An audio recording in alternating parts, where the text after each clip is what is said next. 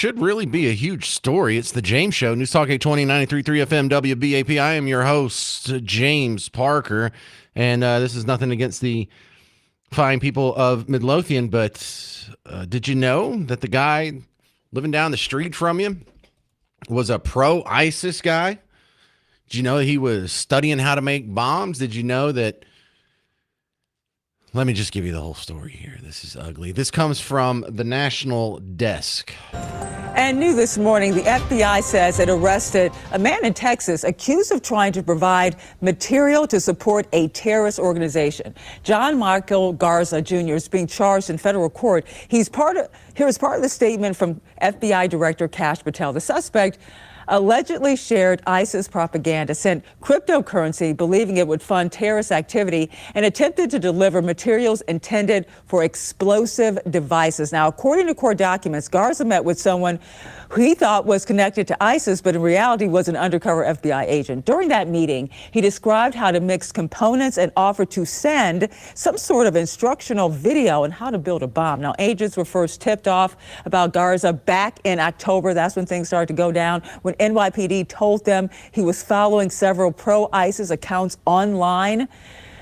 Here's where he shared officials' ISIS media releases and started sending small amounts of cryptocurrency, believing it would go to support these terrorist groups. Now, the 21-year-old is back in court later today. Wow. Okay. So let's break some of this down, because I first saw this on Dallas Express, and we're going to have the guy who wrote the column, Logan Washburn, is going to join us in the next segment. But we have a guy here who is pro-ISIS. Now, he doesn't sound like he's pro-ISIS. When he was engaged by the New York Police Department, there was some guy on social media just looking stuff up. He described himself as a 21-year-old Mexican-American living in Texas. He said he ascribed to the ISIS ideology, and he was first noticed because this NYPD task force was looking at ISIS accounts and going through and seeing who else following these people that's American, who else following these people that has a regular, just normal American name. And so John Michael Garza Jr., geez, that sounds pretty American, if I do say so myself. I like pointing out a few things in this case that I wish regular media outlets would point out, but here we go. Number one, was this white rural rage? No. John Michael Garza, he's a Mexican-American. Is he here legally? What's his immigration status? Do we know that? They didn't put it in the... No, I imagine if his name's John Michael Garza and he describes himself as Mexican-American, he's like what a lot of us are here in Texas. He's probably a mix. A lot of us are mutts of some sort. Like, I have 4 grandparents. 3 of them are white, 1 of them's Hispanic. So he could be someone in my family. But if he ascribes to the ISIS ideology, wouldn't that necessarily mean he's converted to Islam? Was John Michael Garza making any bombs, trying to make any bombs when he was a Christian, or whatever he was before he converted, when he was atheist or whatnot? I am always floored by how many of these guys that get rolled up in these domestic terror attacks are recent converts to Islam. Isn't that strange? Because go through your memory banks. You have a little file cabinet up in your head. I want you to just run your fingers through the files. Tell me about the guy who converted from Islam to Christianity who did a terror attack. Has that happened? Does that happen all the time? Every day? Every week? Every month? Every year? Ever? Seriously, in your entire life, do you know the story of a guy that converted from Islam to Christianity and committed a terror attack? Because I can point you to about 20 of the opposite. Something is going on. Something is going on with this ideology. I dare call it a religion. And I'm not smearing all Muslims. But when it keeps happening over and over and over, you got to start questioning it. And the perfect metaphor for this, if we had a bunch of people that were doing terror attacks, that were shooting up the Pulse nightclub or running cars through Christmas parades or shooting up the Muhammad cartoon contest or trying to make bombs, buying bomb making material from the FBI, sending money to ISIS. If we had this many people that were doing that but saying roll tide, we would be asking questions about the fan base of Alabama.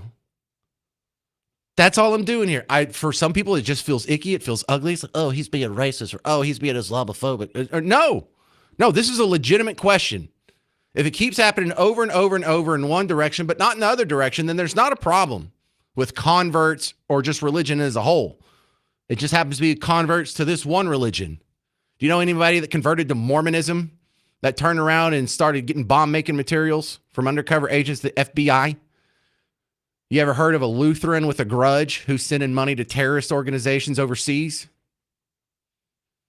It keeps happening over and over and over, and we're scared to ask questions about it because you know that some people are going to call you terrible names. That's why all the Somali fraud has been running rampant for so long. Just face it. People don't want to go out and criticize it because they don't want to look like they're mean to immigrants or they're mean to non-white people or they're just mean, period. Your empathy in a situation like this is suicidal. 800-288-9227, 800-288-9227. Now, this is interesting also in the fact that this was a pretty quick timeline here. He was discovered in mid-October, according to the press release, by the New York Police Department. And it didn't take him very long. He's only 21 years old. Didn't take him very long to go through and do some things, sending money to what he thought was ISIS, trying to buy bomb-making materials from an FBI special agent. But that special agent interaction, that just happened December 22nd, according to Logan Washburn's report on the Dallas Express. So this was just a week ago. Didn't we just have an Afghan guy that was arrested not even a month ago for wanting to bomb something in Fort Worth? We didn't ever figure out what that was, or at least get reported to us what it was. How many terror attacks have to be thwarted before we start asking some real questions? Like, hey, this keeps happening over and over and over. Maybe we should reevaluate how many of these people we're bringing here, or if we should allow it to flourish and have Islamic cities and their own little Sharia courts and their own little systems, their own little neighborhoods and their own little epic city, or the meadows as they're calling it now. Because it's not sounding like it's working out pretty good. But the real tough part about this isn't even a guy we brought over here from the Middle East. This is a guy that converted. His name's John Michael Garza. So even if we do stop all those people from coming over here from the Middle East, actual terrorists themselves, we have a problem with converts in our own midst. Logan Washburn from the Dallas Express has more on this story. The Midlothian bombing suspect arrested last week. I'm James Parker. It's News Talk 820, 93.3 FM, WBAP.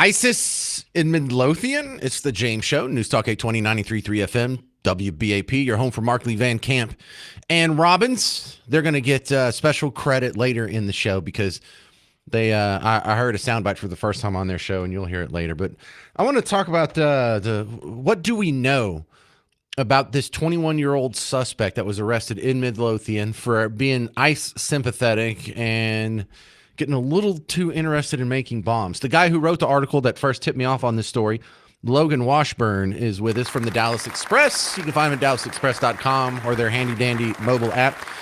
Hey, Logan, how did you find out about this story, first of all?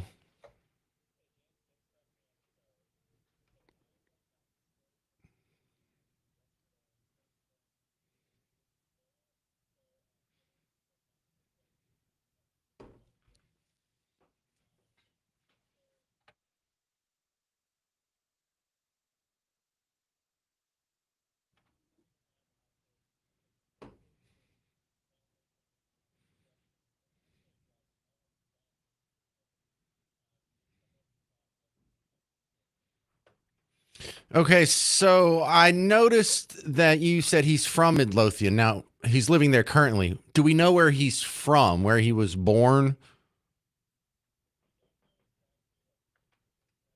Right. Which his name's John Michael Garza. That sounds pretty American to me.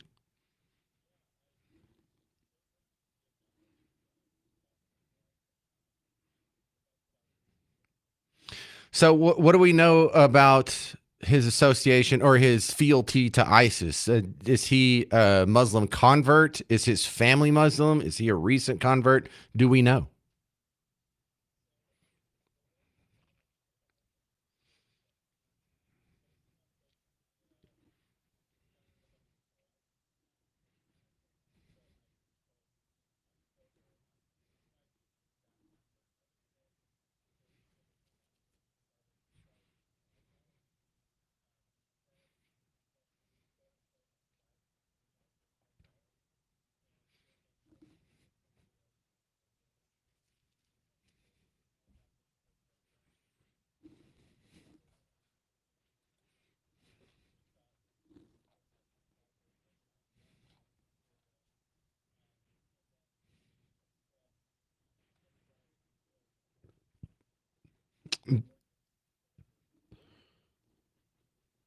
Is he part of any groups around here? Do we know?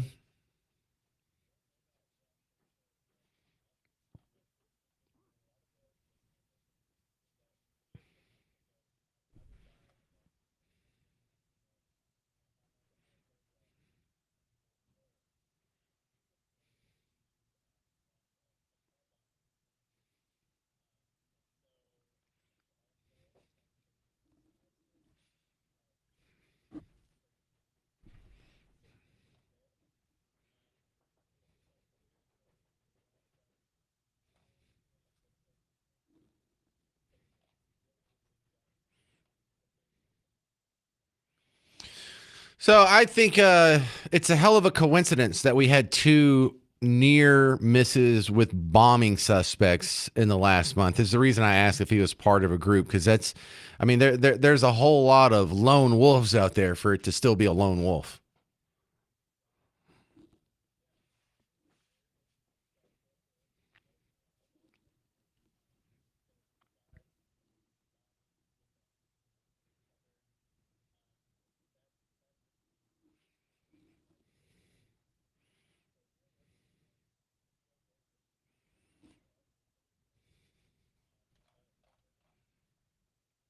All right, Logan Washburn, DallasExpress.com. Appreciate your story. I saw it first with you, and I'm starting to see it now today from other outlets, but you beat them to it. Good job. All right, so there it is. 21-year-old charged with international terrorism. And the international part goes because he was sending money to what he thought was terrorists overseas. There are people here who at 21 years old think, I'm going to take part of my hard-earned money, convert it to crypto. I'm going to send it to terrorists overseas. What is going on? When you were 21 years old, were you that excited about anything? I was really into sports. I was really into music. I was going to concerts. I was going. Never, never would I have imagined this is what my fellow 21-year-olds were doing. And I know this is a rare case. This isn't the norm for a 21-year-old. But this is what that ideology, this is what that worldview does. If your worldview causes you at 21 years old to not take money and put it toward your college education, to not make money and put it toward you starting your own business, or even a Honda Civic, you might want to question that ideology. It's the same like banging your head on the wall feeling you get when you hear about all the young people that are rolled up in these Antifa terror cells like the ones that shot up the Alvarado ICE facility. There's like 9 people that participated in that and a few more that got rolled up after the fact. If your worldview has you spending your weekends making attacks on law enforcement when you're in your early 20s, there's something wrong with your worldview, because not all worldviews do that. Isn't it weird that we don't have any bombing suspects in a MAGA hat? I'll give you an update about the pipe bombing suspect next. But that's another one. I wish it would get more attention. It's not gonna. It doesn't help the narrative at all. 800-288-9227. 800-288-9227. Coming up next, yes, we did learn a little bit more about the motives behind the January 6th pipe bomber, or attempted pipe bomber in D.C. The guy that planted the pipe bomb outside both the Republican and Democrat headquarters in D.C. on January 5th. What was his motive? You'll hear a little bit of an explanation next on The James Show. News Talk 820, 93.3 FM, WBAP.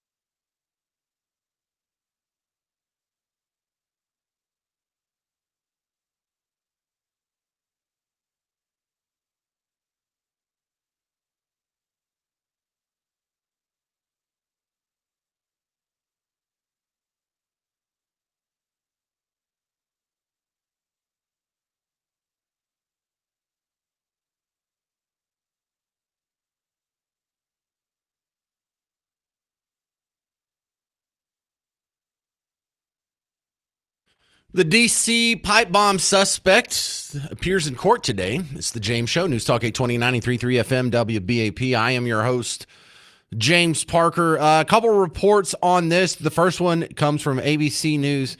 This was their report last night. Mary, good morning. Some answers here after a 5-year mystery. For the first time, prosecutors detailing the lengthy confession they say Brian Cole gave after his arrest earlier this month, allegedly admitting to placing those pipe bombs outside the RNC and DNC on January 6th. But the big question has always been why. Well, while he has not yet entered a plea, prosecutors say during his confession, Cole seemed to reference some of President Trump's false claims of fraud in the 2020 election, saying he felt, quote, like something was wrong, adding that people who felt that their votes are just being thrown away were being ignored by officials on both sides. Soon, Cole allegedly telling investigators, quote, something just snapped. According to the court filing, he allegedly said he wanted to do something to the parties because, quote, they were in charge. Still, Cole allegedly saying he isn't an openly political person and denied that he was targeting Congress as it was certifying President Joe Biden's win. In fact, prosecutors say when asked why he targeted both headquarters, he said, I really don't like either party at this point, noting his idea came from his interest in history and a conflict in Ireland. And while Cole said he placed those bombs at night to actually prevent any deaths, according to the filing, prosecutors claiming otherwise, saying his actions, quote, risk the lives not only of innocent pedestrians and office workers, but also of law enforcement, first responders, and national political leaders. Malika. Notice how she said he echoed Trump's concerns about the integrity of the 2020 election. Yeah, you got to get that out there. And then a minute later, at the very end of the report, you'll say he says that he's not on either team. He hates both parties. Dastardly reporting, ABC News. But this guy seems to be, I don't want to say apolitical because I don't know. It's kind of like me. Like, I'm not apolitical. I have very strong political opinions. I just don't like either party. I don't call myself a Democrat or a Republican. I would never send money to either one of these parties. Neither one of them, anyway, govern the way I prefer. But here is a more recent update. This comes from CBS News about an hour ago. Investigators, according to our CBS News reporting and some court documents, have said that Cole did believe in some of the conspiracies surrounding the 2020 election, but was not directly targeting either political party, more so making a stance against both, according to his confession. His legal team are saying that he's partly on the autism spectrum and has OCD in addition to some other issues, and that they're willing for him to potentially be detained at home during trial under supervision of his family members who he lives with. But federal prosecutors have argued that he would be a threat to the community if he were to be released. And there are just a lot of details that we don't know. It specifically read whether there's more of a motive than has previously been let on in court filings, and what else the Department of Justice knows about what concrete steps Cole took to plant and implement these bombs.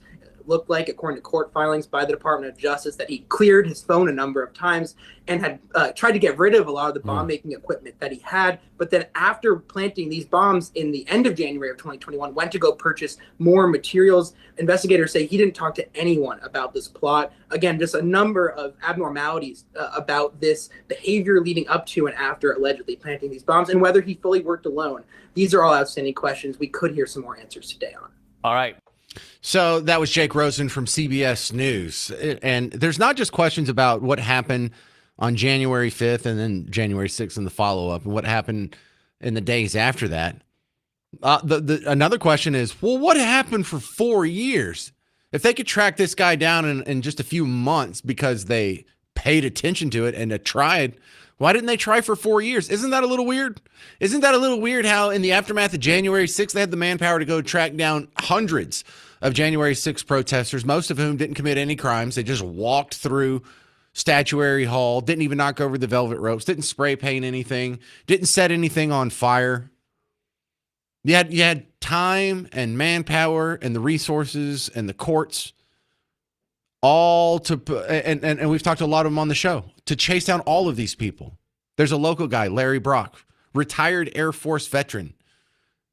All he did was walk through an open door, past the cop who waved at him. That's all he did.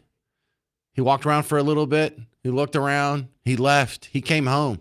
They came and tracked him down. And it's not that he signed some sort of registry when he walked into the Capitol building. They used the evidence they had. They took cell phone records. They took the camera surveillance footage. And they were pacing together, who are all these people? And they went and they found as many as they possibly could from January 6th. People who did absolutely nothing but walk through the Capitol. They went and found him. But the guy who planted 2 pipe bombs, they didn't chase this guy down? What the hell is going on? I realize that any power you give politicians, especially in D.C. or Austin, on a long enough time scale, it's going to be abused for political purposes. But when you're investigating the crimes of January 6th, you're even selective within that event. That's wild. Another thing they left out, both ABC and CBS in their reports and their updates, while they're trying to tell you as much as they know about the guy, they left out something else. No, it's not important. No, I don't care. No, you don't care. But they left out the guy's race. Did you know he's a black guy? Through all of this, are you just now finding that out? Why is that? And you know why that is. I mean, that's a rhetorical question. If they told you he was a black guy, that would separate people's thought from, well, this is probably a MAGA guy. This was a guy he's a Trumpian and he loves Trump. Really? Doesn't seem very possible. I mean, it's possible, not probable. How's that? But media, why didn't you mention the race? The race is so important in so many of these other stories. You put it in the headline. Even if race wasn't a factor in the event that happened. If it fits the narrative, it gets put in there. Check this out. Images now circulating on social media of a black man dying after being shot by a white police officer. The Justice Department is investigating the death of Alton Sterling, a black man shot to death by a white police officer outside a convenience store. In the past 48 hours, 2 more American cities have been convulsed by the fatal shootings of African-American men by white police officers. Well, what about this one? Race isn't important here? Why not? That's so weird. It was really important when Kavanaugh was having his hearings. Once again, it will be all white men on the Republican side of the Judiciary Committee questioning both Judge Kavanaugh and Dr. Ford. The Republicans that are on the Judiciary Committee, it is a lineup of white guys over the age of 50. All the white men on the Senate Judiciary Committee. You've got all white men on the Republican side here. On the Republican side, all 11 are white men. The Republicans on the Senate Judiciary Committee, it's 11 white men. And the Republicans, it is 11 white men. The Republicans, it happens to be 11 white men. Are these white Republican men essentially going to... this goes on for another 30 seconds or so. But the point there isn't that, I'm so outraged, everyone's racist against me or whatever. I'm not a victim here. I'm not crying. I'm not whining. I'm just pointing out the blatant hypocrisy. And listen, media outlets, is it important or not? Either report it in all of these stories or in none of these stories. But if you only do it in the ones that fit the narrative, if you only do it in the ones that make people like me look bad and ignore it when it exonerates people like me or make people who don't look like me look bad, well, then you're just a trash reporter. You're a terrible media outlet. You're dishonest. You're a fraud. You're not news. You're propaganda masquerading as news. And why would they do that? Well, propaganda is more effective when the people observing it don't know it's propaganda. When they think they're actually listening to a journalist and when they think they're actually getting news, they don't have their defenses up as the same as if it came from an Al Gore or a Jasmine Crockett or whoever the Democrat national chairman is right now. I don't even know who it is. But there it is. Just another lie by omission. And this is about the DC pipe bomber. Did they tell you the race of the guy that was just arrested in Midlothian for making bombs on behalf of ISIS? Mr. Garza? No, left it out of there too. They tell you the race of the people who shot up the Alvarado ICE facility a couple of months ago? I guess 3-4 months ago? No? Huh. That's so weird how it's so important in some of these stories, but in other stories, we don't even know. What is a race? Why would I identify people by their race? Coming up next, Dr. Bo Kabbalah. Trump calls for the release of Epstein files naming Democrats. He wants to embarrass them, but will it actually happen? 800-288-9227. I'm James Parker on News Talk 820, 93.3 FM, WBAP.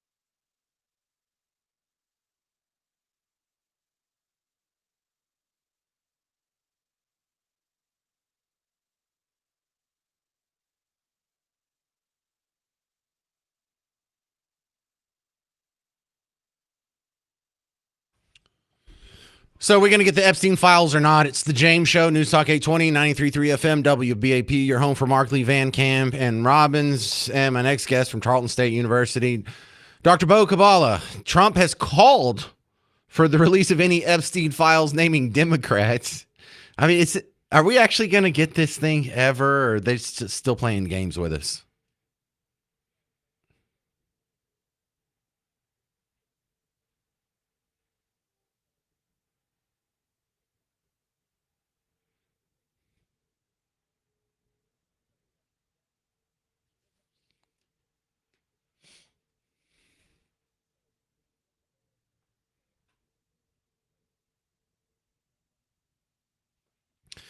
So if he's calling for the release of any Epstein files naming Democrats, I mean, how does that work?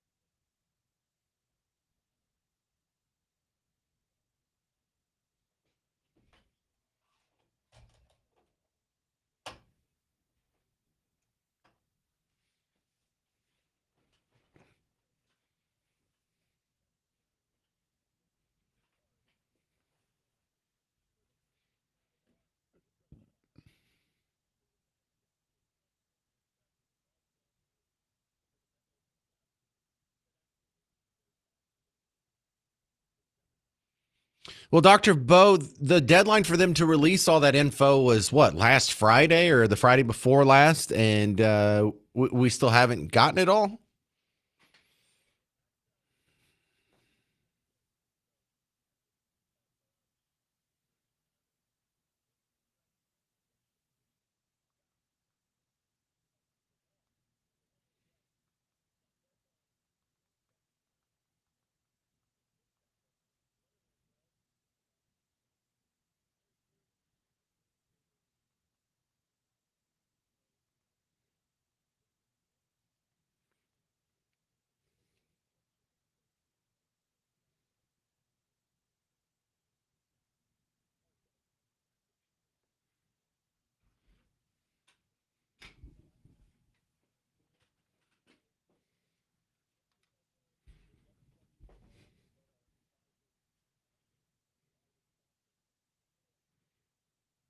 All right. Take your expert hat off. Take that doctor off from in front of your name. Let me just talk to Bo. What do you think, as just a regular dude? What do you think is going on?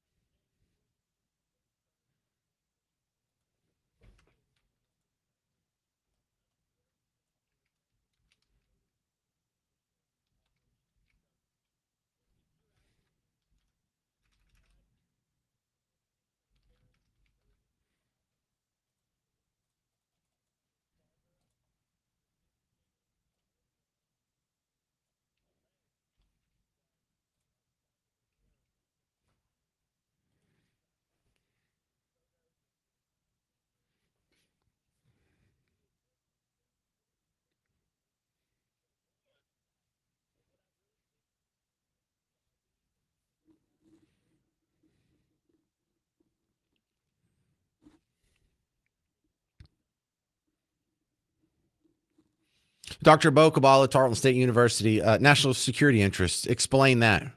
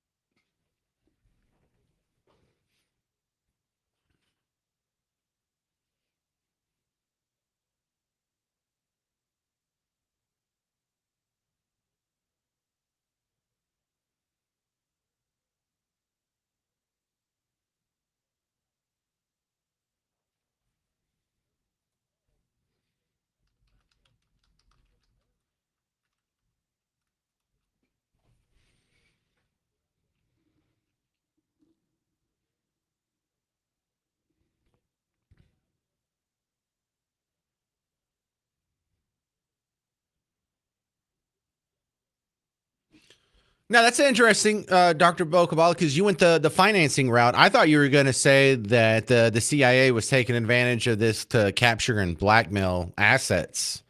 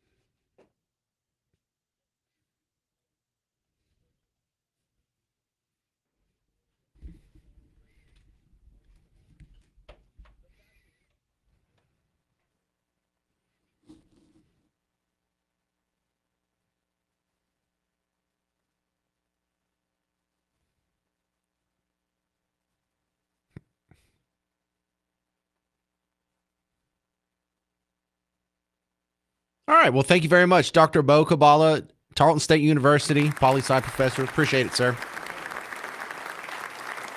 Coming up next, updates on the Somali fraud scandals. That's kind of expanding beyond Minnesota to other states. But now the reaction to the scandal is funnier than the scandal itself, and you'll hear it all coming up on The James Show. News Talk 820, 93.3 FM, WBAP.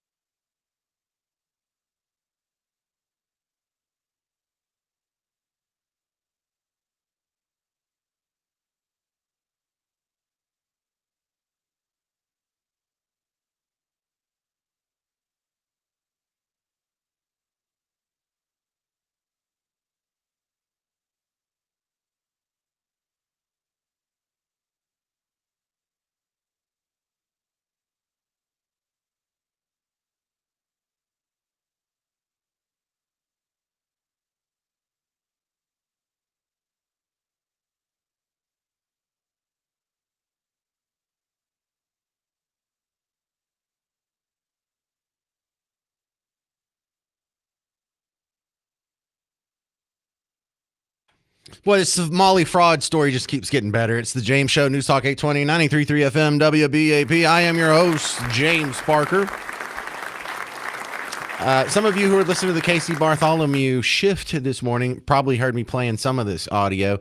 I got to fill in for the second half of the show this morning. Coming up in the next segment, Joe Pags, the guy who's on after Mark Levin here on WBAP, is going to be joining me. So we've got a full show here, but for those of you who didn't hear it, which I think about 85% of you didn't, the new info on this Leering Center, I just love calling it that, it just keeps getting worse and worse. Because what, I don't know, maybe if you haven't been paying attention to the news in the last 48 hours, there's a guy, Nick Shirley, who went around to all these Somali daycares in the Minneapolis area and showed you that there's no kids here, that there's no way to sign up for kids. There's the windows are blacked out. There's no cars in the parking lot. What about this autism center? What about this home health care center? What about this medical mobility center? And so he just went through and just showed you, so you with your own eyes can see the grift happening right in front of your face. Lou Ragoose is a local reporter on one of the TV stations in Minneapolis. Check this out. His summary was fantastic. Everyone seems to be talking about the viral video by YouTuber Nick Shirley visiting Somali-run daycares in Minnesota that receive millions in taxpayer money and showing a lack of kids present. Well, I have a strange twist for you. The daycare that's getting the most attention from Shirley's video is the Quality Learning Center, misspelled as Quality Luring Center. While answering questions today, the state commissioner in charge of licensing daycares claimed that the Quality Learning Center permanently closed 1 week ago, which would have been before Shirley filmed his video. Listen. I will share that our team was notified that Quality Learning Center closed just over a week ago, and I were around space concerns, and that's what was shared. But after that press conference, we went back to the Quality Learning Center, and vans were dropping off dozens of children. Parents and a manager told us the daycare is open and is legitimate. We saw state inspectors leaving, and we hope to find out by the end of the week if they made any new findings. I'm Lou Ragoose. So that is so strange. When the video came out over the weekend, one of the things that I think you and I have both learned to anticipate is, how are they going to spin this? How on earth can you respond to this? And so you heard a couple of excuses, but now they're not matching up. Because one of the excuses was, well, no, that daycare was closed a week ago. Another excuse was, oh, no, that daycare, it opens at 2 o'clock in the afternoon. Yeah, that's why there's nobody here. That's the ticket. We are a 2 o'clock to 10 o'clock daycare center, which I guess is, again, possible, maybe not probable. Someone going to drop off a 4-year-old? I realize a lot of kids are in school till 2:33, 3:30, whatever. But your daycare, what about 4-year-olds? Oh, they're all in Head Start programs, I guess. But the son of the owner of the Leering Center came out a couple days ago and was trying to make the case. No, this daycare opens at 2. What would you say to Nick Shirley, the YouTuber, if he was standing in front of you? I have right nothing now? against him himself, but I do have something against the rhetoric. It's, if you're going to be a journalist, just have a moral compass. Like, do what you do correctly. If you catch business that are fraud, no one here is with that, or like, we don't support that as a community. I don't support that myself. I was born and raised here. I'm not for fraud. Like, the notion that, hey, a certain batch of Somalis got caught, so all of them support it, it's like, no one, if in any community, any mishaps that happen, the rest of the community obviously doesn't want that to happen. It's a stain on all of our names, as you guys can see. We don't want that to happen. We don't take part in it. Yeah, why would the Somali community want this to happen? I mean, would it be worth stealing $9 billion if it ruins your reputation? What a lame excuse that is. We wouldn't want this to happen. Please, you can ruin my reputation for a lot less than that. We don't like that. We don't want that in our communities. But just to say, hey, hang on, would you rather have the goodwill public relations image with the people of a foreign country, or would you rather have millions and millions of dollars? I mean, you personally, you the guy listening, what would you rather have, millions and millions of dollars, or, oh, look, this other community doesn't think very highly of me? You'd rather have the money, right? So what a lame, sorry excuse that is. Our company got caught, so they must all do it. and I feel like that's what he's doing. I'm not a fan. 2 to 10 p.m. may not be your typical daycare hours. So can you explain why it is that you operate during these hours? The reason for that is we're after school hours. So most of our clients, not most of our clients, all of our clients is after school hours. So schools earliest dismissal would be 2:15 to 2:30ish, and the latest dismissal would be up to like 4:30ish, 4:40ish. So that's when our kids come to us. We don't have anyone in the morning.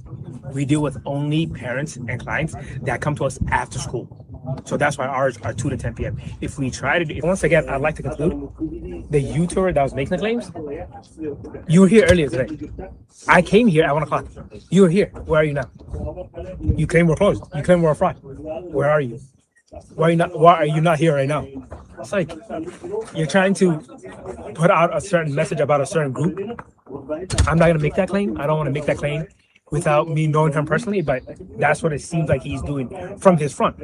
Where are you right now? He was here earlier. Yeah, that's it. Imply the race card. And let me get this straight. You're not a fraud because he's not on the property right now.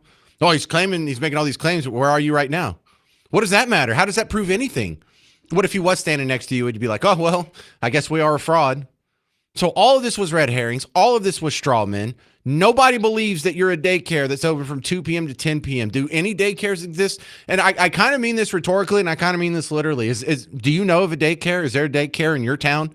Is there a daycare in DeSoto or in Keller or in Argyle or in Graham or in Greenville? Does anybody, have you ever even heard of a daycare that opens at 2 p.m.? Because I'm not the daycare master. I haven't been to all of them. I haven't done a whole lot of research on daycares. My kids never went to daycare. But it's just not believable that the daycare opens at 2 p.m. And that's why. Because the witnesses that they talked to in the Nick Shirley video says, I never see cars in this parking lot. They didn't say I never see cars in this parking lot before 2 p.m. And then all of a sudden, kids were bused there. So you have officials in the state of Minnesota saying that place had already been shut down. You have the guy who's the son of the owner saying, no, we just opened at 2. And then all of a sudden you have kids showing up yesterday before 2. It's all lies. Whatever the truth is, we know that is a lie. Coming up next on The James Show, special guest Joe Pags, host of The Joe Pags Show, which you hear right here on WBAP weekdays at 8 p.m. He's going to be on next to talk about the Somali fraud stories, the Trump, Zelensky, Putin meetings, and just how the media is pretending the economy is bad. I'm James Parker. It's News Talk 820, 93.3 FM, WBAP.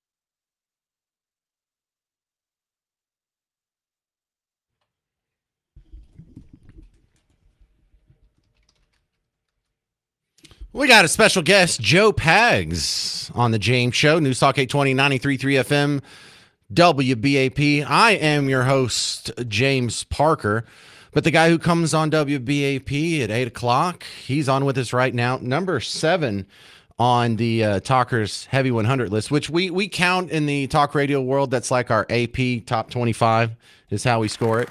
So welcome back, Joe. It's been a while. Pretty good. Now, Joe, I want to start with the Somali fraud story here. Nick Shirley has had to go into hiding. He's not doing anything in public because he's had so many threats against his life and his safety at this point. I mean, that's kind of expected, but doesn't that tell you a whole lot about this story? Would there be death threats against him if he wasn't over the target?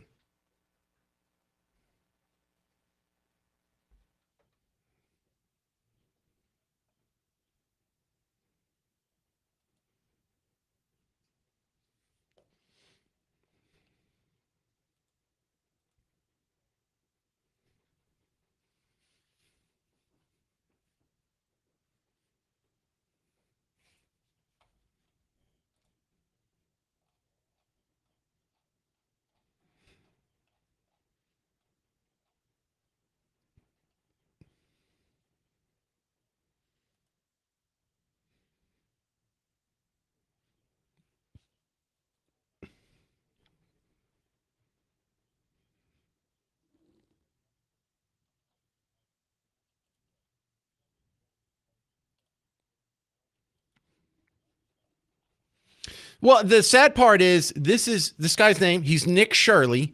The totality of resources he had at his disposal was a phone, a Bluetooth microphone, and some guy named Dave with a bunch of printouts from public records requests. Like, that's all it took. And the sad part about it is he did it first. ABC, NBC, CBS, CNN, M. Snow, Fox News. No one else actually sent a journalist to just go do the most basic investigation and go knock on a door.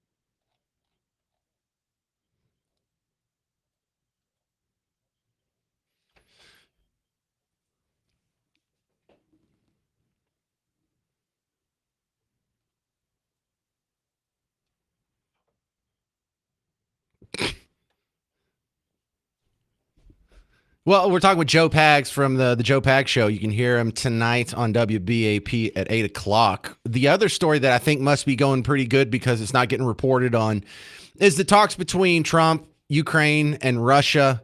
You know, Ukraine gets all kinds of attention from the media when it's ugly, but the fact that they're ignoring it makes me think we could be close to a ceasefire.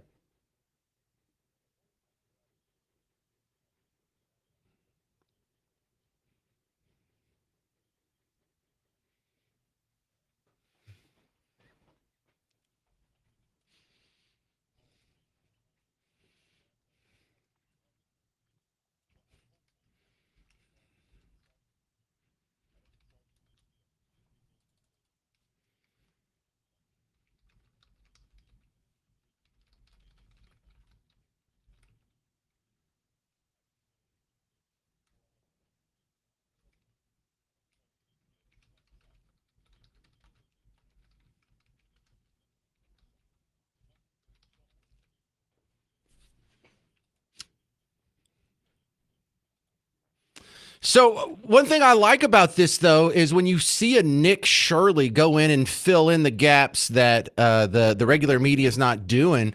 I see a lot of other people on Twitter, X, whatever social media, get inspired to do the same thing. There's a lady here in Texas called Info Battle Maiden. You're down in San Antonio, so you're one of us. She says she put up a post yesterday, less than 5 minutes, and I've already found more than 32 million in SBA 7A loans to 8 Indian gas stations in Texas. And so when you're going through the records in your own state, looking for the same things Nick Shirley and Dave were looking for, people are starting to pop things up from Ohio and from Washington State and now from Texas. And so I hope people are kind of getting the bigger picture here that this is probably happening to some degree in every state.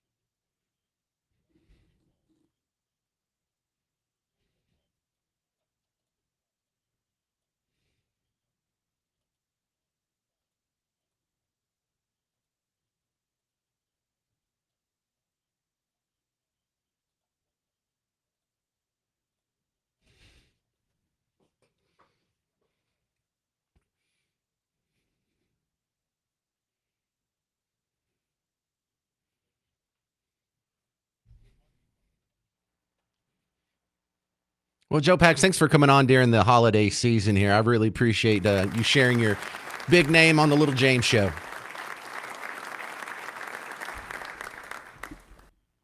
Thank you very much. Big fan down here.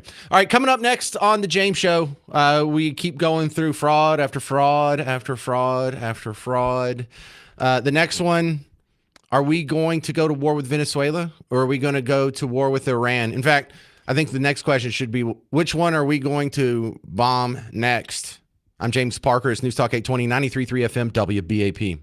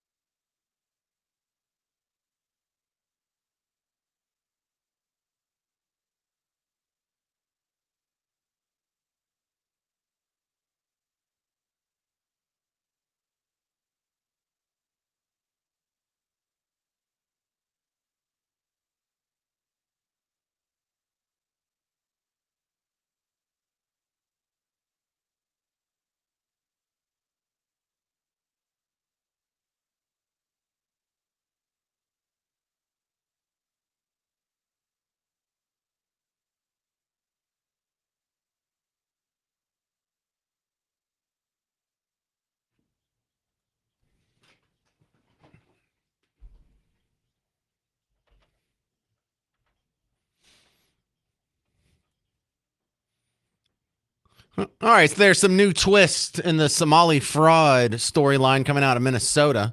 I'm James Parker on The James Show, News Talk 820, 93.3 FM, WBAP. Last night on Donald Trump Jr.'s Rumble show, he does a streaming show. It's called Triggered, and his guest was Nick Shirley. And in this 1 minute clip, he talks about some safety security concerns that he's had since he released the video on December 26th. They're so mad. The Somalians are so mad because can you imagine? For years, you're at the dinner table talking with your family about how everything's good. Oh, we don't need to worry because the government and whatnot. I mean, 81% of these people are on welfare, but on top of that, they're collecting millions of dollars for these companies. Tax exempt, by the way, especially the daycares. So can you imagine how mad they are now? Like, that's why they're right now, there's like people are so upset. Like there's like bounties on me here in Minnesota because people are so upset as far as the fraud that's being exposed because they know their time's up and they know everyone's just sick and tired of this happening inside their own state and across America. What have some of those threats been? Yeah, there was apparently like a bolo that they used. That's the word that some people told me was on me. And bolo, B-O-L-O, be on the lookout. I can't reveal too much just because I don't want to reveal. But like, yeah, lots of messages, death threats, obviously on social media. And then it's just not the most safe thing for me to be moving around freely right now. I think that's fair. I mean, all right. So a lot of people are saying, well, this must be racism. That's the only reason you would want illegal criminals from other countries to be punished for their crimes. Well, here, let me give you a counter example. Here in Texas, we just have 3 illegal aliens get busted for a 14 million gift card cloning scheme. And so in this massive fraud, we would like them all arrested, charged with crimes, thrown in prison for as long as possible. When they get out of prison, send them back to the country from whence they came, never to return again. But this isn't going to get a whole lot of attention because it makes us look good. These guys are Latvian. Therefore, they're white people. Oh, my God. And if the outside world saw that, we don't care what color you are. If you're a foreigner that comes here and steals from us and sets up a fraud scheme, we want you punished. Estimated $14 million worth of fraud was committed by these 3 suspects. Christians Petrovskis, Romuns Tisobrits, Normuns Olavikas were arrested for shoplifting and cloning gift cards. Oh, my God. Are those the whitest names you've ever heard? Like that's Latvia, for one of the Baltic states up there, Estonia, Latvia, Lithuania over there. So kind of half Russian, kind of half like nondescript white guy names. Like the only name whiter than these 3 guys is probably, ironically, Colin Kaepernick. I think that's the whitest American name that we have. I think the whitest name in England would be Graham Wellington. But all right, I'm out of jokes. Aaron in Plano, you're on WBAP. Howdy, James. Was perusing the interwebs, and somebody had posted that they went to go get the same information from Minnesota's public records departments that Nick Shirley and his assistant were able to obtain, and the site is down. Oh, well, see, Aaron, websites go down every day. Why would you think there's something untoward about that? Well, it's just the timing is everything. No, I think you're racist. I think that's probably the most likely scenario, Aaron. Yeah. That's what explains it the best. Yeah. What else could it be? Yeah, we just hate blacks. We don't care about fraud. We don't care about our taxpayer money being stolen or inflation or any of that. We just hate black people. That's all. Yeah. All right. Hate has a home here, Dude, the other one I saw about the sort of Orwellian 1984 scrubbing of the internet is that there was a lady she's in Congress now, and she got a big PPP loan for her business, and she was wearing a ring on her right hand in one of these pictures where she has her arms crossed and she's kind of looking up and to the left, very aspirational looking. Someone pointed out that ring cost $100,000. And so she went back and her team photoshopped the ring out of the picture and put the picture back up. And I think she's under investigation or indictment. Yeah, for the PPP fraud. But Aaron, do people realize, like in 1984? Did you ever read 1984 or see the movie? Or yeah. So the main character, for those of you who haven't, who aren't as educated as Aaron in Plano, the main character, his name is Winston. As racist as yeah, as racist as Aaron in Plano. But the main character, his name's Winston Smith, and his job for the government is to literally go back and change the record of history in newspapers and in magazines. And I guess they didn't imagine websites back then, but to go back and change photos or change articles. So when the current facts do not match the existing narrative, you go change the facts, not the narrative. And I enjoy the show. Love it. All right. Aaron in Plano knocking it out of the park.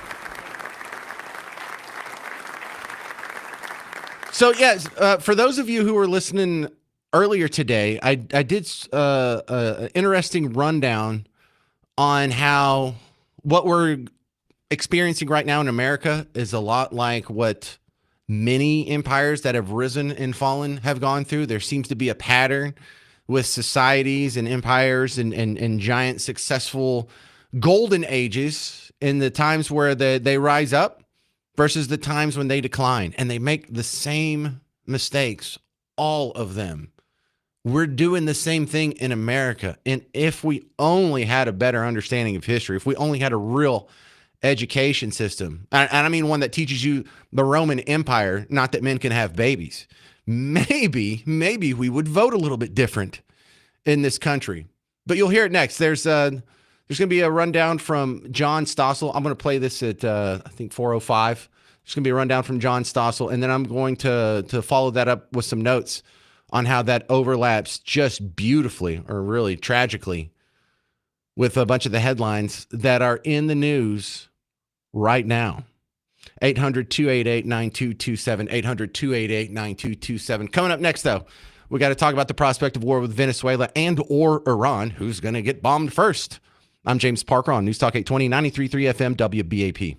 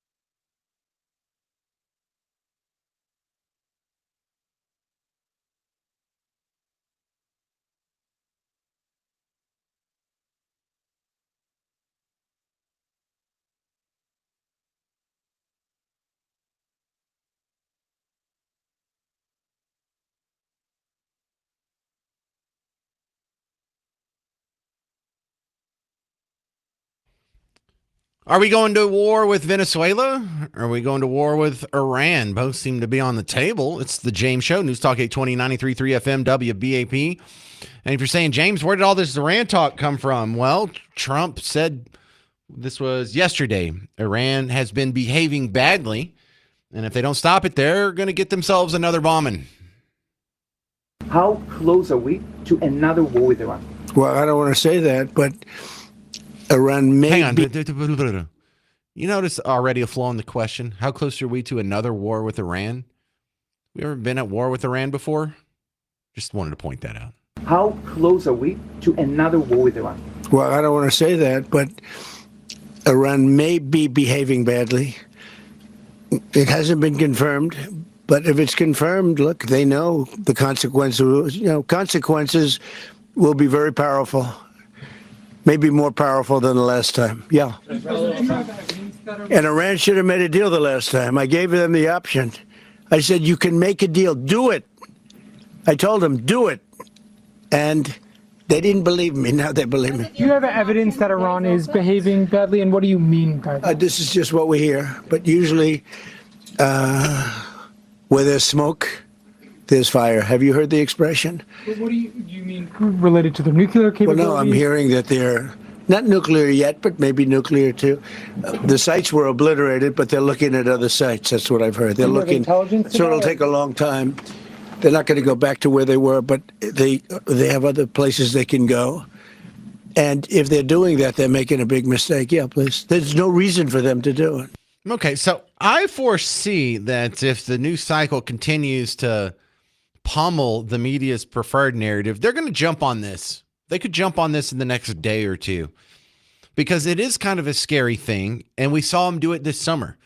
Now, I want you to go back and I want you to rewind in your head back to when it was 1,000 degrees outside, and we bombed the dog snot out of Iran one night, knocking out their nuclear capabilities. You also may remember for the next 48 hours, the news cycle was absolutely hyperbolic. It was apocalyptic. It was a volcano of fear. We're about to start World War III. Your sons and daughters are going to be drafted. They're going to be conscripted to fight Trump's holy war or whatever the heck. And pretty much since then, it's been a de facto ceasefire. Since then, I don't know what behaving badly means, but I know I haven't seen any stories about them lobbing missiles at Israel like they were doing before the bombing. I haven't heard of them financing another October 7th and helping them with the logistics and the supplies and the resources for another massacre like October 7th since then. So when you just peruse the headlines, it looks like the hyperbolic reporting that came in June after the bombing that we were about to enter World War III was really the beginning of the most peaceful Iran has been in a long time. Like, not only did they get the news wrong, their predictions slightly wrong, it was 180 degrees from the truth. And I think the lesson there is not that the media is just a bunch of lying hacks. We already knew that. The lesson is Iran is a paper tiger. Iran can run their mouth, but there's no way they want to go to war with us. It's not like we're going to put boots on the ground and we're going to invade it and we're going to occupy it for 25 years like we did Afghanistan. But that's not what the Ayatollahs are worried about. The Ayatollahs are worried about their own backside.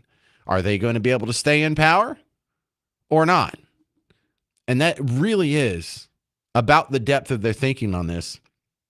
And it's a dastardly situation they're in. I don't know if you realize, because the media is not going to tell you, I don't know if you realize how bad the Iranian government is. And I don't mean the terrible people that are running it, because you can take any system of governance, put terrible people in charge, and get awful results. But Iran is a terrible combination of statecraft that is half theocracy, half socialism. And I can't hardly think of a way that you can oppress yourself even harder than that. The only governing structure that we've discovered that's still on planet Earth right now that's worse than that is in North Korea, where they have theocratic communism.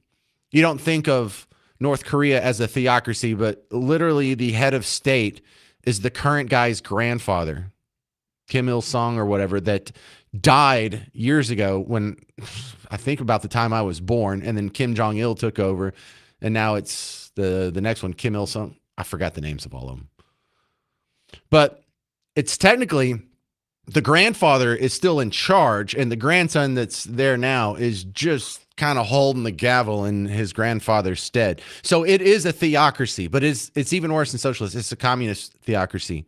But Iran, those poor people over there, the Persians, the other people of Iran that I'm not nearly as familiar with as I am the Persians, what a glorious people with a glorious history going back thousands of years. They're in the Bible. They're in the Bible as heroes, by the way. They're in the movie 300. I mean, they have a long, rich history of being innovative, of being centers of knowledge and learning. In fact, they were at the tip top competing with the entire world when it comes to innovations and patents and advancements in science and universities. And people used to vacation there. It was the greatest place probably in the Middle East, except for maybe Israel. Until what? Until Islam took over. And it has been one of the worst places to live ever since. And man, flipping over that country, that's kind of like, it almost feels like Venezuela. It's not that we want to put boots on the ground, but we do want regime change. And it may not take much. It may just take knocking a few oil tankers offline and parking them in Galveston, bombing a few boats to topple that whole regime because it's barely hanging on by a thread. But what a glorious thing it would be. I don't know if this would qualify for the Nobel Peace Prize, but if you can squeeze these Ayatollahs and somehow knock them out of power, and we could see what Iran would look like, maybe, hopefully, it would continue on the course it was on before 1979. What a great country that could be. Go back and look. You have the internet. Look on your phone or when you get a chance. Go look up photographs of Iran in the 70s. All the women didn't have to wear hijabs. They didn't have to wear the headscarf. They didn't have to walk around dressed like a ninja. They were wearing bikinis at the beach. The dudes were wearing business suits. So, no, I hope we don't have war. I don't think we're going to have war with Iran. But I think we might see some more bombings before this is all done. 800-288-9227.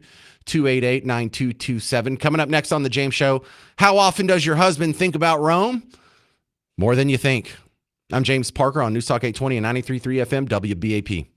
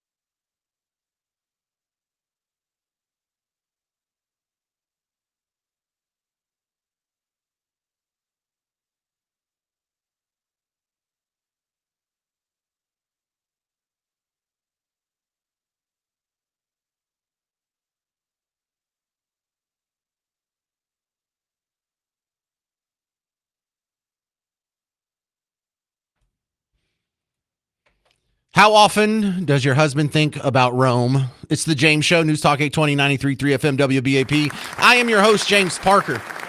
And I'm sorry if you were listening to the Casey Bartholomew shift earlier and you heard me talk about this, but I'm going to add some things to it because I'm going to have 4 more minutes on this segment than I had when I did it this morning, so I'll get to expand on this a little bit longer. But it's more often than you think, ladies.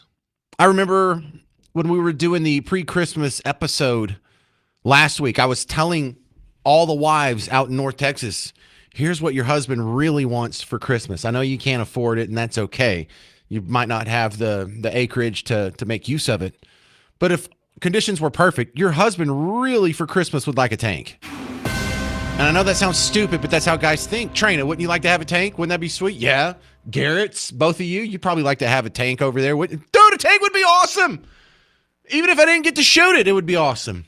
And I had wives send me emails and messages. They're like, James, this is so funny.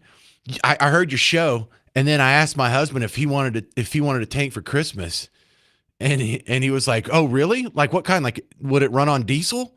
And I was kidding, but he was taking me serious. I had no idea my husband really wanted a tank. Well, here's another secret of men. We think about the Roman Empire all the time. John Stossel did a report on it a week ago with some historian, Johann Norberg. Historian Johann Norberg says we can learn from the rise and fall of golden ages like ancient Athens, Rome, the Renaissance, and the one America's founders helped start. Oppression and poverty was the rule throughout history. What sets golden ages apart is that for a period of time, they managed to lift themselves above that and give more people more freedoms. The Romans did that, creating a huge empire extending from Britain to North Africa, from the Atlantic Ocean to the Black Sea. Strangely, looking at social media, this is something today's American men think about a lot. How often do you think about the Roman Empire? At least twice a day. What? There are all these videos where women are surprised how often the guys in their lives think about ancient Rome. Rome's republic inspired our form of government. There's a reason why we have a Senate and they meet in the capital. We borrow those ideas from the Romans. But then Rome, too, fell. Yes, and ever since we've thought about why that happened. There were many reasons. Disease, barbarian invaders, and something modern societies should worry about. You say entitlement spending played a big role. Bread and circuses. The emperors wanted to become popular by handing out free stuff to people. Originally, this started small. You just handed the very poor means of subsistence, but it was popular. So the group that lived on the public's expense grew larger all the time. And emperors complained about this. Everyone from Caesar and onward said, oh, we've got to reform this system because it means that we have fewer people working and more people consuming. But no one succeeded. Instead, it was expanded all the time, became more and more costly. Once people had their free bread, somebody who threatened to take that away was in trouble. Romans could conquer the world, but they couldn't do entitlement reform. It just reminds me of what I see in the West now. Even countries that are going broke, they can't raise the retirement age. Once you have an ever-expanding system of entitlements that you can't afford, that's often the beginning of the decline and fall phase. Ancient Rome did what modern societies do, mint more money. Actually, since they didn't have paper money, they devalued by putting less gold and silver in each coin. In a way, inflation was much worse than barbarian invaders. And the solution that they come up with was counterproductive. The Emperor Diocletian, he blamed greedy businessmen for inflation, something that we hear today as well. So he imposed price controls on more than 1,000 goods. But obviously it all failed because prices kept rising and undermined the Roman Empire completely. And countries that followed. Germany after World War I. More recently, Venezuela and Zimbabwe, where they print bills worth $100 trillion. People would have to carry a bag of cash just to buy a loaf of bread. Peak Human covers empire after empire that rose and fell. Listening to you, I would think we're toast because every civilization gets comfortable and destroys itself. And I see evidence of that as I look around. Do you like capitalism? No, I have many critiques of capitalism. One of the most worrying signs in history is you begin to take wealth and comfort for granted. It's just there, and give us more of it. And then you forget what made it possible to begin with. But that doesn't mean that we're doomed. That's a lesson of history as well, that there's so many instances where societies have faced terrible situations and problems, but they bounced back. And that's very much dependent on what they decided to do. It's not automatic, this sort of decline and fall phase. You can unleash new waves of innovation and of progress. So there is still time. We can still save this golden age. All right. So that was John Stossel with Johan Norberg. And I thought that was cute at the beginning. They were showing how a lot of wives were surprised when they find out how much their husbands think about Rome. That guy was like, twice a day. Yeah, that sounds about right. But I don't know if you've picked up from the exposition there, but we are doing a lot of the same things. You know, Rome didn't have entitlement programs when it was on its way up, when it was building its empire, when it was taking over first the Italian peninsula and then Hispaniola and then Gaul and whatnot. They didn't start that until later. They didn't start that until after, you know, they were close to their peak, and then they continued it on the way down, on the decline. We're doing the same thing. We did not have welfare and entitlement programs in the 1700s, Declaration of Independence, Constitution, 1800s. We didn't start with any of that until, what, Social Security in the 30s? Then we added on Medicare and Medicaid and food stamps in the 60s. Now we got an entitlement for damn near everything, whether it's public housing, whether it's these daycare centers or these autism centers or these home health care networks, just all the things the Somalis are ripping off. Isn't that perfect in the headlines right now? Did you even know we had all these silly entitlement programs creating dependency? You saw the dependency this year in 2025. Remember the great food stamp crash out in November? But we're also doing the inflation, the debasement of the currency, to where as the years go on, your dollar buys less and less. Diocletian did the price controls on thousands of items. Who proposes price controls? Who's proposing rent control right now? Who proposed price controls on gasoline in the 70s? Who wants to do price controls on various things now? Another thing that was a problem for the Roman Empire that didn't get mentioned in that clip. I mean, it did in the longer unedited version, but I only played you 4 minutes of the whole show. But mass immigration without assimilation was a problem. Rome was not sacked for 800 years. And then in 410, 411, Alaric and the Goths showed up. Now, what were they doing in Rome? Well, they lived there. They just didn't consider themselves Romans because they moved there in mass numbers. The Roman authorities looked the other way. They did not assimilate, and so they had an opposing invading force within their own borders. It wasn't that hard to knock over Rome. When you show up, 2/3 of the people are on the dole. They can't even feed themselves, much less swing a sword. But yeah, you have the Somali fraud, the PPP fraud, Medicare, Medicaid, home health care fraud, all these things. It's exactly what we're doing right now. And the most important sentence that man said was Romans could conquer the world, but not entitlement programs. Now, lefties will say, well, yeah, but military played a big role in their fiscal problems. Well, yeah, but Romans had military spending for centuries before entitlements came along, and they didn't crash their currency. So no, it's not military spending that's going to crash your currency. It's military spending plus all this entitlement spending.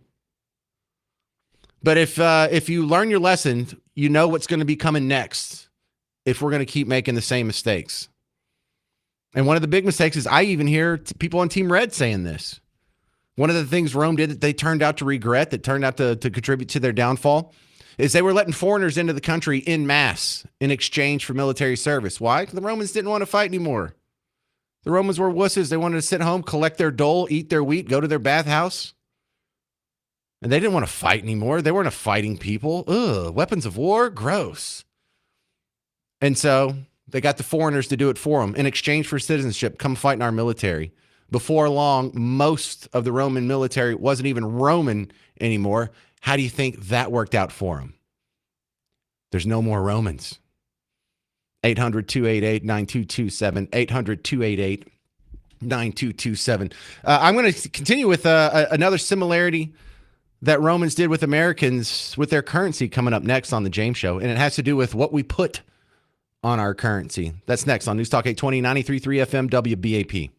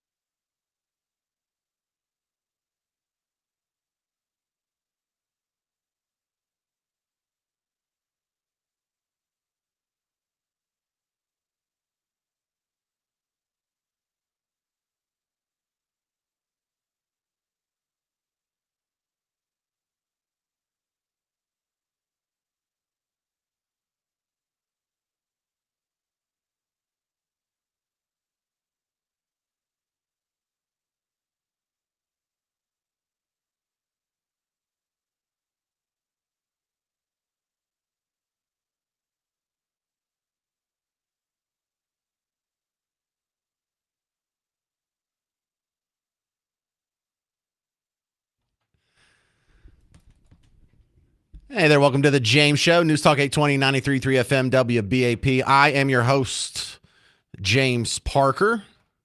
Yeah. I guess Trina likes AC/DC over there. Hang on, give me about a minute here. We're going to give you an economic update with Dan Veroni. But let me finish my thoughts here on the overlap and the similarities that modern America has with the Roman Empire.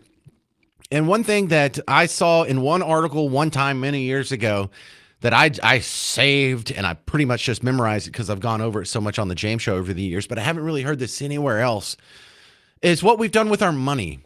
Now you may think, oh yeah, inflation. You just talked about that in the last segment. Yeah. The inflation, we are doing that. The Romans did that. They debased their currency to where it was basically worth nothing and you needed $1 bazillion to go buy a loaf of bread, just like all these other countries do.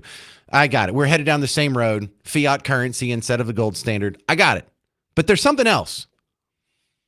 When the Roman Republic was a thing, before the empire rolled around, before we had the age of emperors roll around, they didn't put human beings on their money. We didn't either in the United States. Go look at the first 10 coins we minted as a country. Do they have any human beings on it? And by human beings, I mean actual living human beings representing an actual human that existed. What you will see on it is Lady Liberty, who I guess is in the shape and image of a human being, but it's not like a real person. It's an ethereal concept. We had the Justice Lady, the lady, blindfolded lady holding the scales. That's not a real person. One of them represents the concept of freedom. The other one represents the concept of justice. We had all kinds of other things on there. We had like eagles and like a little shield, had flag, all kinds of other iconography. But we weren't promoting people. We weren't promoting politicians. We weren't promoting emperors or presidents. We were promoting the ideology that this country is founded upon. We didn't use the money for political propaganda. We used the money to push philosophy a little deeper, a little more thoughtful, a little more thought-provoking. Every time people got out their money, they didn't celebrate someone that won an election. They were celebrating the concepts that made this country what it is. And then eventually the Romans started putting their emperors on the coinage and then never looked back. We did the same thing. We didn't used to put presidents, and Alexander Hamilton and Ben Franklin, non-presidents. We didn't used to put human beings that actually existed on our money. We started off with the concepts. Somewhere along the line, we made the same mistake and made the same cultural oopsie that the Romans made. And I bet you never heard that before. All right, my next guest, Dan Veroni, economic strategist, founder and CEO of Potomac Core. Welcome to the James Show. I want to talk a little bit about the economy because I see some people doing these reports where they talk about how the economy's bad. But when I go through it and listen to all 3 minutes of the segment on CNN or the local TV stations here, Dan, they don't talk about how the stock market's at record all-time highs. They don't talk about how unemployment is below average, doing pretty good right now. They don't talk about how GDP growth is above 4% for the first time in a long time if you get out the COVID convulsions. And what would you say, Dan? Are you more pessimistic or optimistic about the economy?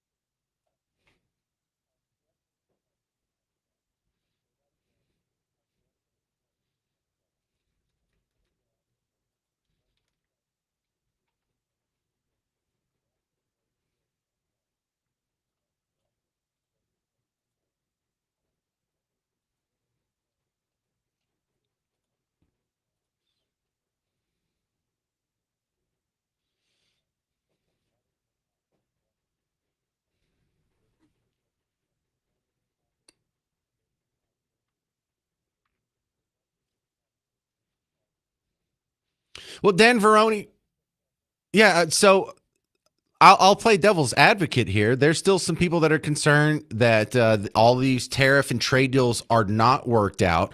There's still some countries that are eating big tariffs. It's, crushing our whiskey exports, and a few other certain industries are feeling the heat. What do you say to those skeptics?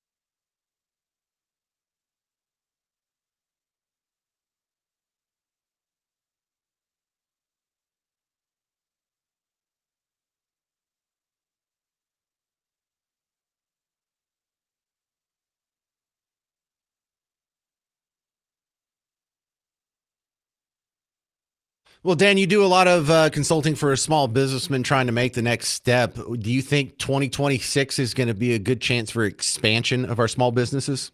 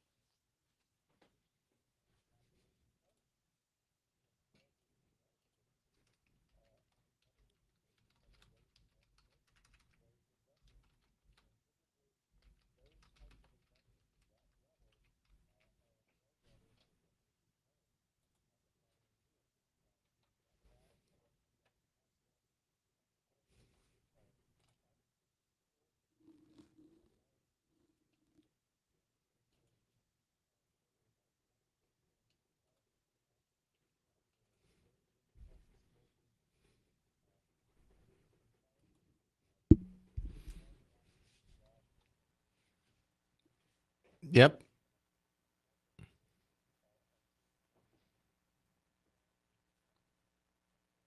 All right. Well, Dan Veroni, I love that optimism. If you want to pick up his book, Reimagining Industry Growth, go to potomaccore.com. And if you're a small businessman, I hope you expand wildly in 2026. Coming up next on The James Show, I do not trust Disney adults. I'll explain myself next on News Talk 820 and 93.3 FM WBAP.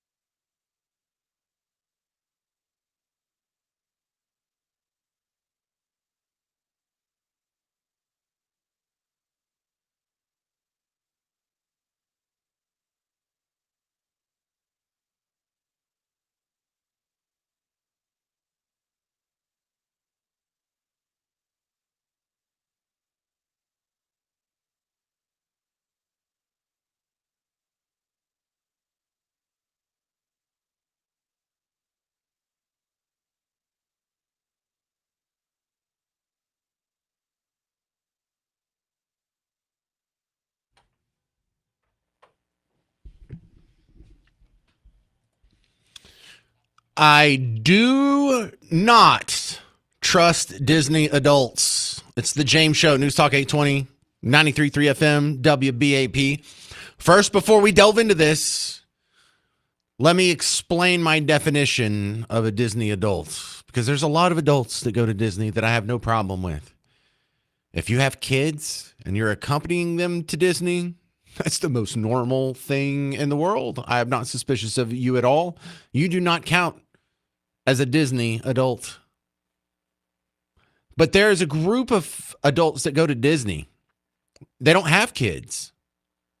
And they're not going to go drink or because they're really into roller coasters. They're going because they're just gigantic children. It seems to be at least a partial arrested development symptom, in my view. You want to go to Disney and you want to wait in a line for an hour to take a picture with a guy in a Mickey Mouse costume or a Donald Duck costume or, I don't know, Woody from Toy Story. And so you're like, well, I mean, how many of those people could it possibly be? Well, I didn't think it was that bad because I've never been to Disneyland or Disney World. I just grew up poor and now I don't care. But check out the numbers. I just saw this floating on my feed and I immediately had to save it and play it for you. These might actually be the most unstable people in America. And we have a lot of categories to choose from. Disney adults. Listen to this stat. 42% of people in line to meet Buzz Lightyear at Disney theme parks last year were childless adults. That's insane. 42% of the people online, though they probably make up about 80% of the body mass online, they make up almost half of the lines. These are grown adults waiting online, not for rides, which I could actually understand. This is to meet a hungover college student dressed up in what is essentially a furry costume. This is like being an adult and going to the jungle gym without a kid. Would you not find that so bizarre? Would you not call the police if you saw that? Oh my God, how did this become socially acceptable? What the heck? 42% of the people waiting in line to have their picture taken with Buzz Lightyear were adults, childless adults. I had no idea it was that bad. I had no idea. There's a whole class of people here. And, I don't try and make everything political. Let's just stick with the baseline arrested development thing we've all observed here. But government does kind of nudge this along and fertilize this weed. Because think about all of the policy changes that have happened during your lifetime. Don't all of them sort of accommodate an arrested development, a delayed, maybe even an eternal adolescence here? Because it used to be that you could get your driver's license at 14 in Texas. My dad, he grew up in Texas. He got his driver's license at 14. They eventually moved that up to 16. They try and move it up to 18. You could buy beer when you were 18 in Texas back in the day. Heck, when I was in high school, my last senior year of high school and freshman year of college, you could still buy beer when you were 18 in Louisiana. We used to go across the border, go to a bar when we were 18. It was awesome. But then they started relaxing all these rules, and now you can stay on your parents' health insurance until you're 26, and you can get all kinds of handouts and goodies, and they seem to want to keep you in the state of eternal adolescence. And some people are just more than happy to accommodate that. They tell you that, no, you don't want to get married and have a baby and be an old fuddy-duddy. That's what old people do. You want to be young and hip and childless and cool and go to the club and hook up. And look, going to the club and hooking up and being promiscuous and whatever, that's great when you're 22. I mean, I'm not encouraging that. I don't want to tell people they got to go sin, but it's not anything abnormal or weird. It's what you're supposed to do. You're supposed to be out meeting people, trying things out, sort of taking, people for a spousal test drive. But you're not supposed to be doing that in your 40s, going to the club, hanging out, going to Sunday brunch. So yeah, this Disney adult thing, this is really weird. Because I had a guy I used to work with who definitely had some sort of mental conditions. It was all benevolent. He wasn't going to harm anybody or himself. But he had some arrested development issues because when he lived by himself, it looked just like your apartment did when you were 20. Well, this applies to guys. Remember how your apartment was a wreck? I would go to his house and he never did his own dishes. For a long time, he didn't have a trash can. Why? Because, well, he just moved into a new place and he didn't have a trash can. And so he just threw his trash into this Bud Light case that was empty, and that was his trash can. Or there would be a grocery bag hanging on the doorknob of his kitchen. He didn't have a toaster the whole time I knew him. But he was stuck in this sort of childlike part of him, just never grew up. And it was kind of fun. I mean, like I said, it was benevolent. It's not like he was hurting anybody. But Disney adults, I do not trust you. Why on earth would you be excited about a picture of a cartoon character it's not even the real cartoon character. It's a dude in a suit. You're going to fly halfway across a continent to go stand in line for an hour when it's 100 degrees just for that picture? Is that what you should be doing if you're a fully adjusted adult? Shouldn't you be, I don't know, maybe dating and courting and starting a family and going to work and building some wealth and putting some money away for retirement and maybe buying a house and building some equity and, I don't know, maybe having a hobby, maybe a little woodworking, maybe lift some weights? Have you seen these people? They look like Winnie the Pooh. Wait, Winnie the Pooh's not Disney, is he? Hey, something else. I don't know. 800-288-9227. If you're a Disney adult, call in and explain yourself. How do you think this is not weird? Because I liked her analogy. This is like seeing adults at the playground without any kids. Like, what are you doing here? That is not right. 800-288-9227. I'm James Parker on News Talk 820 93.3 FM WBAP.